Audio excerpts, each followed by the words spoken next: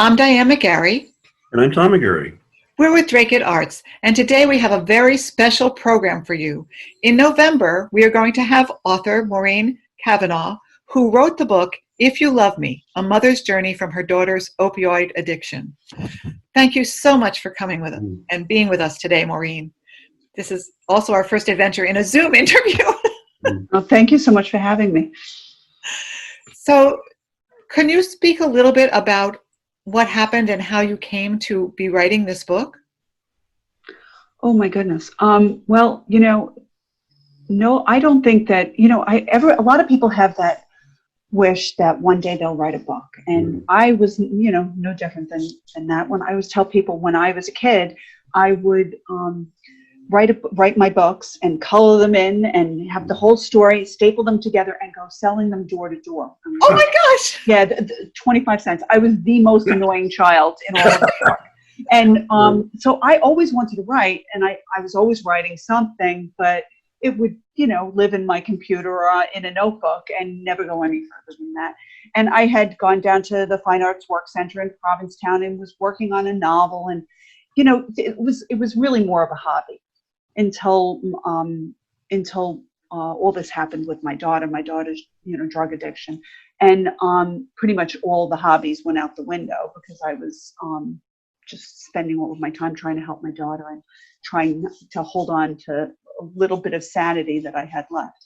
And in the middle of that, when you're a parent, especially this is years ago, so this is 2013, 2014, there wasn't a lot of help available, and there's still not a lot of help available for families that are going through the drug addiction of a loved one, but there's a little bit more than there was.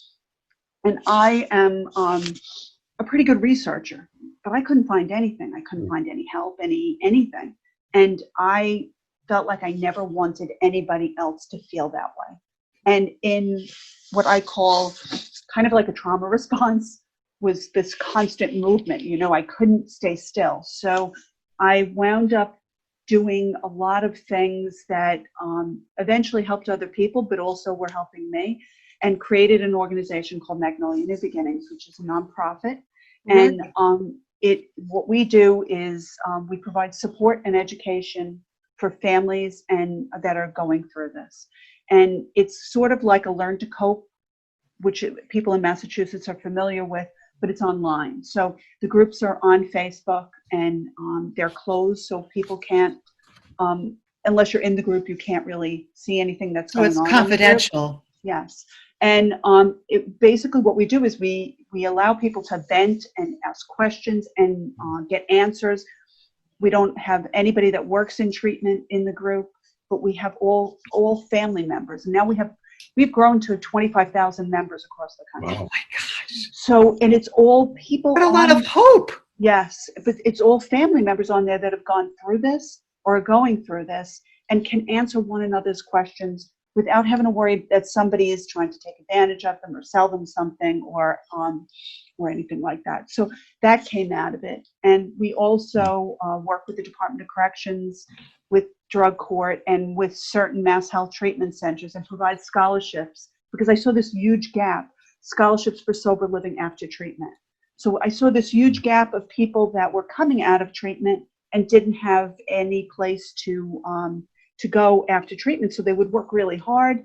Maybe they didn't have any family to support them. And the people that were around them saw this like potential that the light had gone off for this person. Sure. But they were unable to get into any kind of sober housing because they didn't have the money to get in. So we raised money for that. And I don't want to derail that because this is very important, but I want to talk about the book and the writing of the book a little bit. So this is like this crazy way that the book came about. The New York Times interviewed me twice, and Washington Post, and I was in a lot of the newspapers.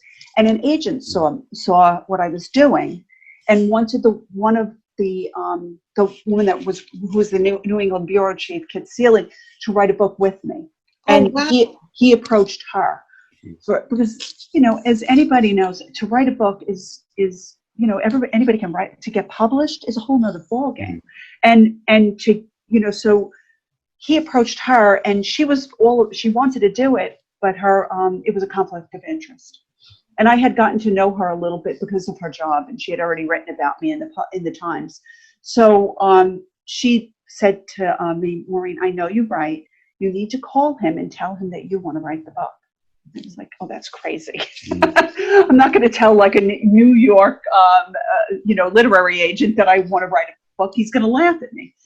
And I waited about 2 weeks, and I called him finally with her prodding me. And his name is Elias. And I said, Elias, I really want to see this book written. And they were looking for somebody else to write it. And I really want to write it myself. And I always said, I could hear his eyes rolling over the phone, because it was like, yeah, okay, you want to write the book. And he said, well, send me 10 pages. So I write pretty quickly, and I sent him off 10 pages. And he called me right back, and I knew that was a good sign. And he said, I'm going to send you 5 questions. I want 2 pages each. And before you knew it, it was out again. And he called me back, and he said, okay, you can write the book. So then we met a couple of times, and I wrote the book pretty quickly. By the time I finished it on a Friday, I believe it was in August or September, and I was writing it while all this was going on with my daughter. So I wrote the book. When you read the book, that you can see that you're in the midst of this incredible, heartbreaking turmoil. Right, and towards the end of the book, it was actually going on while I was writing. So I finished the book and gave it to him, and he went back to New York and back to his office on Monday, sent it out, and by the end of the week there were 3 different publishers bidding on it. It was like 3 of the top 6 too. So it was kind of amazing how it happened, and I always think that it happened that way because the story really needed to be told. Oh yeah, it definitely does need to be heard again and again. Yeah. It was something beyond me, you know what I mean? That it happened the way it did. What was your other story, the other novel that you worked on? What was that? I'm still working on it. It's like I have another book that I'm writing with somebody right now. And then I think that when that's done, it's fiction. And well, I kind of figured, what is it? Science fiction, historical fiction? No, it's just a story, which is my favorite kind of book to read. It's just life, you know. Yeah. And I was writing it before, and my characters are in there waiting to like come out, and I can't just leave them there. So I have to. Let me in. That's what it feels like too. And because I've been doing this all my life, writing, creating characters, and they live in my head, you know. And it's almost like watching a movie to me. I know I can't wait to find out what they're going to do next. So I think that, and if you read the book about my memoir, you'll see that the book is written. It's written like fiction. Sure. Because I wanted people to feel like they were in it, you know, they were in it with me. And that's kind of my writing style. So well, you definitely succeeded in that, because I was right there with you. Yeah. It was very difficult, but it was an incredible story. I feel like people, especially if I think there's 2 different kinds of people that read the book. The first group of people that, you know, like the 25,000 people in my group that have been through this, and they read the book and they're like, yes, you're telling my story. I'm not crazy. Either that or we're both crazy. But this is exactly what happens. This is what it feels like. And then the other people that read it are people that have no clue as to what people go through and what parents go through. And hopefully it changes their mind a little bit, because I know that there was a point where I was one of those people that would walk past a young person panhandling in the street and asking for money and clearly on drugs. And I would think to myself, my God, don't they have family? And now I know, yes, they do. And they look just like me. Mm. And I'm hoping that people read it and get that out of it as well. That's a very difficult thing. I mean, anybody can be a drug addict, really. Anyone can be an alcoholic. Anyone can get one of the numerous terrible things we have happening. Yeah, in the world today. Absolutely. And it's usually not who you think it's going to be. I mean, my daughter was the sweetest, the kindest, the most empathetic. Everyone loved her. She was just a doll. And I think that that's who it's happening to. It's a lot of people who aren't born with that or don't develop that hard outer shell that we all have to develop in order to live in this world. And they wind up self-medicating with drugs and alcohol. And actually, one of my great aunts self-medicated with alcohol because she had heart disease. And at the time, they were not treating women for heart disease. Mm-hmm. So that was the only way she could keep her heart from racing and keep things easy. And I mean, the waste, the pure waste that caused. Mm-hmm. Absolutely. So we have a wonderful picture here of your book that I want everyone to see, because everyone should read this. It's an incredible, heartwarming story. Yeah, this was taken from a New York Times article. This was my daughter's wrist and arm. She went and got a tattoo one of the times that she thought she was done. She had hoped that she was done. The freedom tattoo. She thought she was finally free of drugs and alcohol. And you can see that that wasn't true, because that's a track mark that runs alongside that. This is the paperback. So the paperback has the afterword, which I would encourage people to, get the paperback if you can, because it is, there's an extra chapter that was written a year afterwards, or a year after the end of this book.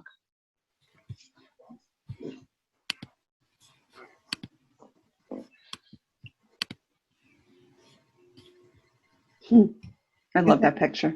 So that was the picture that was on the cover of the hardcover book. Yeah, I mean, that kind of sums it up. I still see that face when I, think of her, because she's was from the time she was little, just a doll, and just this, like I said, just the sweetest kid. And, yeah, just my buddy, so, always. That must have been so heartbreaking. To watch somebody deteriorate like that.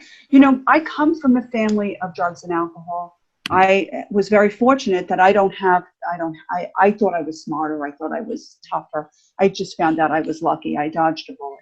And Katie got it, and I have 3 other children that don't. So and there are 2 that are older, and I figured, because they were not developing, they were going through normal adolescence. They did things I wasn't crazy about, but they pulled it together and were okay.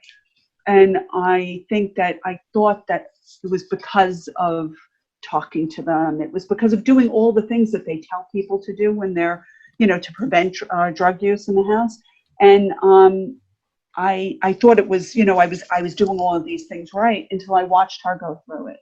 And I realized that you can do everything you possibly can do to educate your children and to let them know family history and to let them know that they're loved and valued and all of the things they that are, we've been told, prevent this, and they may still have the problem.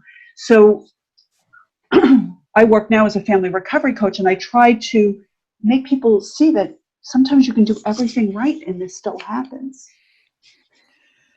Yeah. Because she was truly the most unlikely person for this to impact. She was kind of on all the right roads in high school, and had plans for and went to college, and it just kind of came out of nowhere. What were her dreams for herself?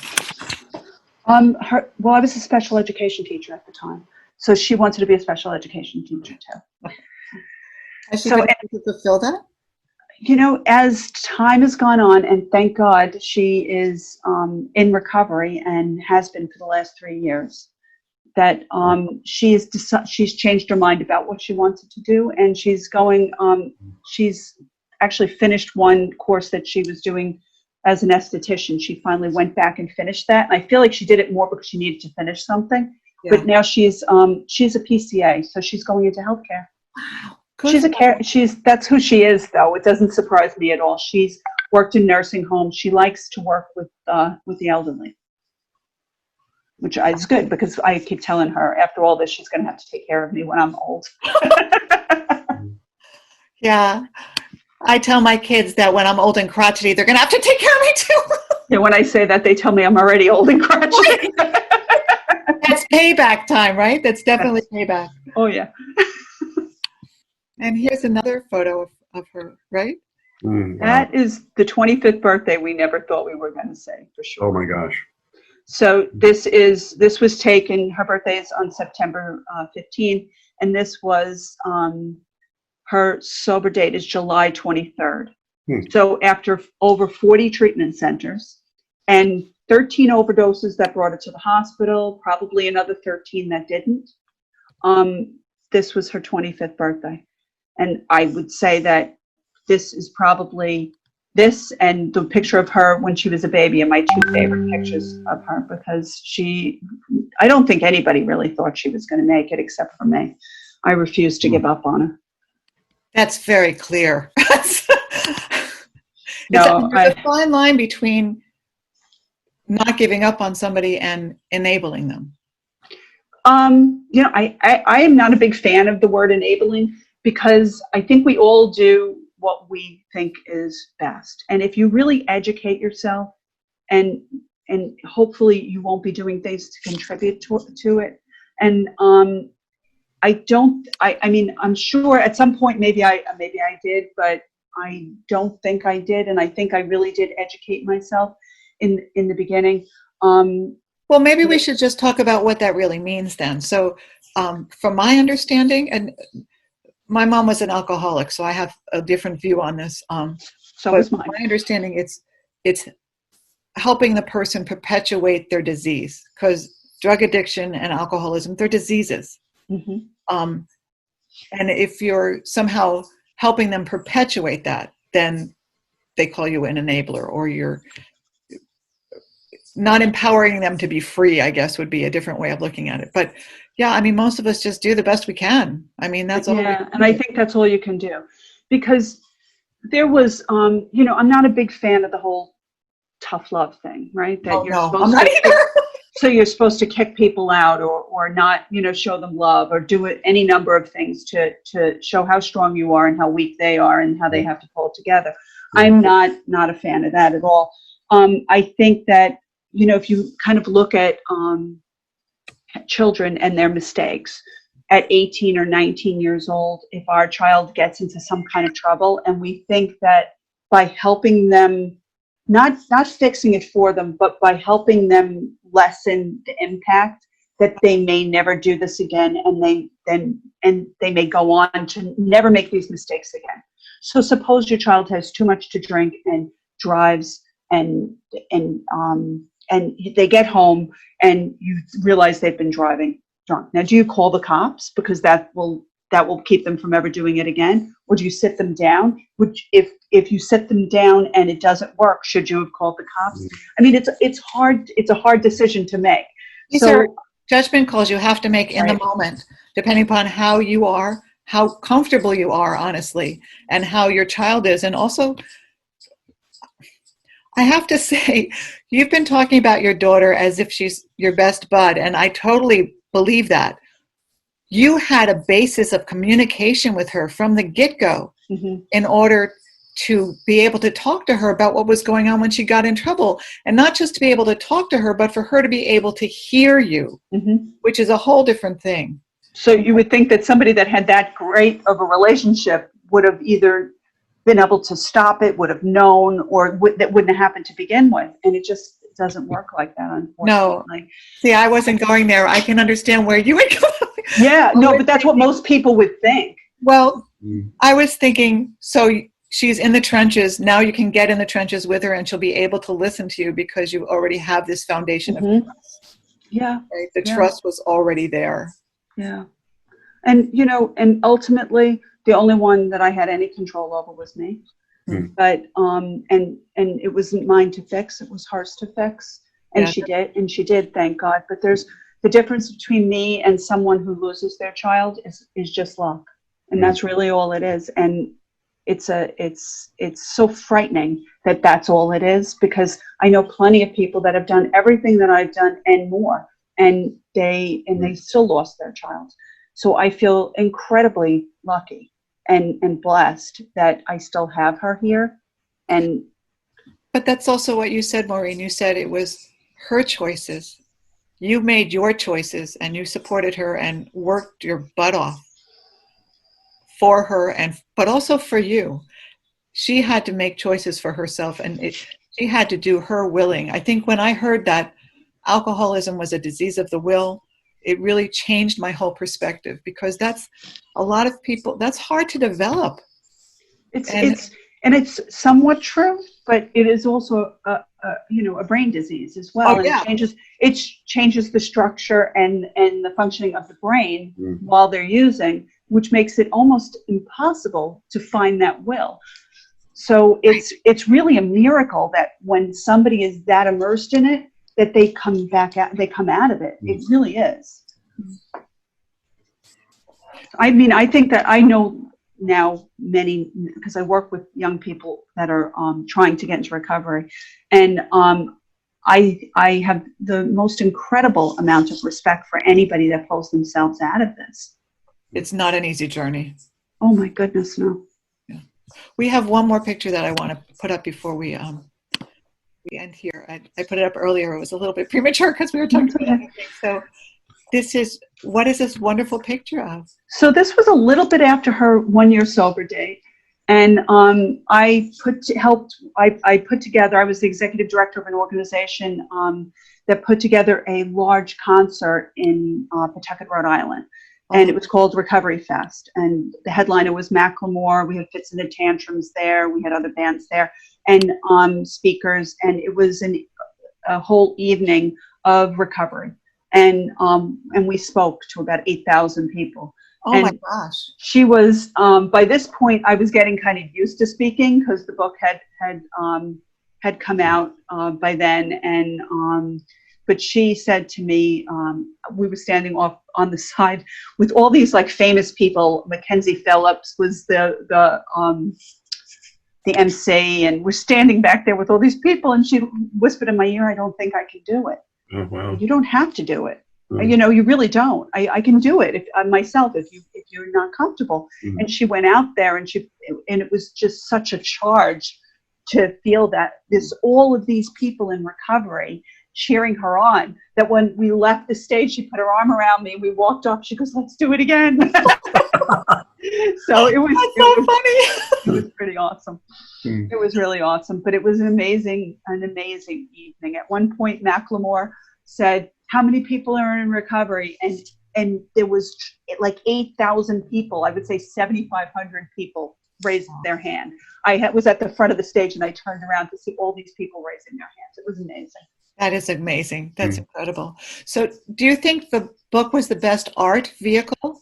Because, actually you said you're a writer, so that's why you chose writing, because I didn't know that. Not that the book isn't well written, it's very well written, but there's mediums of music and poetry and paintings and sculpture. There's so many ways to talk about trauma, which is really what you're talking about. You're talking about your personal journey and your daughter's journey and this incredible heart-wrenching trauma that happened to you day in and day out, and happened to her too. Yeah. I had written some poetry when I was younger and still every once in a while do. But I think that for me, I wanted people to walk in my shoes. And that's why I really do feel like the book was the way to make that happen.